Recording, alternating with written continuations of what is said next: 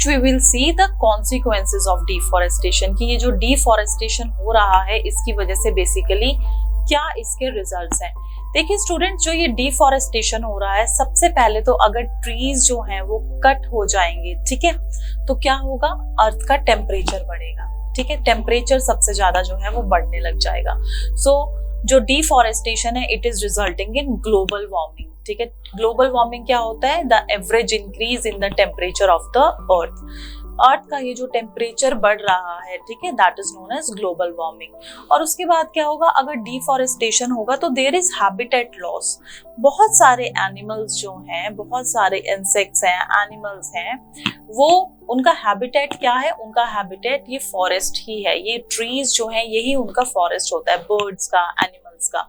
तो अगर यही ट्रीज जो है वो कट हो जाएंगे, ठीक है, तो क्या होगा, उनका हैबिटेट लॉस होगा। क्लियर। अब हैबिटेट लॉस हो रहा है, फूड प्रोवाइड नहीं हो रहा है, तो ultimately there will be loss of biodiversity. जब फूड नहीं मिलेगा बहुत लंबे टाइम तक, हैबिटेट नहीं है, तो क्या होगा, ultimately it will result in their death, उनकी डेथ में, ठीक है, उनकी एक्सटिंक्शन में। उन जो वो स्पीशीज हैं वो बेसिकली फिर एक टाइम ऐसा आएगा कि वो जो स्पीशीज हैं वो एंडेंजर्ड हो जाएंगी, एक्सटिंक्ट हो जाएंगी, धीरे धीरे उनका नंबर जो है वो कम होना स्टार्ट हो जाएगा, ठीक है। So it will result in loss of biodiversity and overall अगर deforestation हो रहा है तो there will be climatic changes also, ठीक है।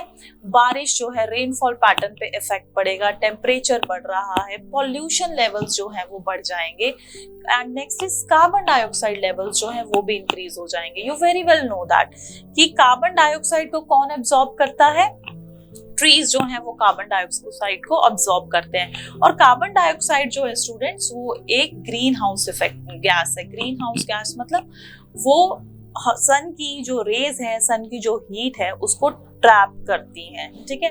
होगा क्या, अब ट्रीज तो कम होते जा रहे हैं और कार्बन डाइऑक्साइड का जो रिलीज है वो बढ़ता जा रहा है, क्योंकि पॉपुलेशन बढ़ रही है। हम लोग कौन सी गैस रिलीज कर रहे हैं, एक्सहेल कौन सी गैस कर रहे हैं, दैट इज कार्बन डाइऑक्साइड। और जो व्हीकल्स हैं उसमें से एमिशंस में से भी कौन सी गैस आ रही है, दैट इज कार्बन डाइऑक्साइड। तो कार्बन डाइऑक्साइड का जो परसेंटेज है वो बढ़ता जा रहा है, और जो ट्रीज हैं जो कि इस कार्बन डाइऑक्साइड को एब्जॉर्ब करते हैं उनका नंबर जो है वो डिक्रीज होता जा रहा है।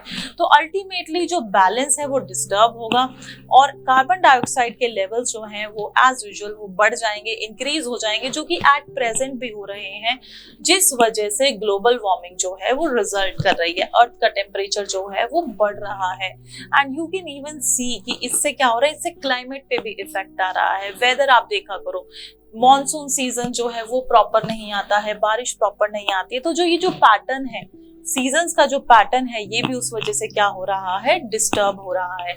So these all are the consequences of deforestation.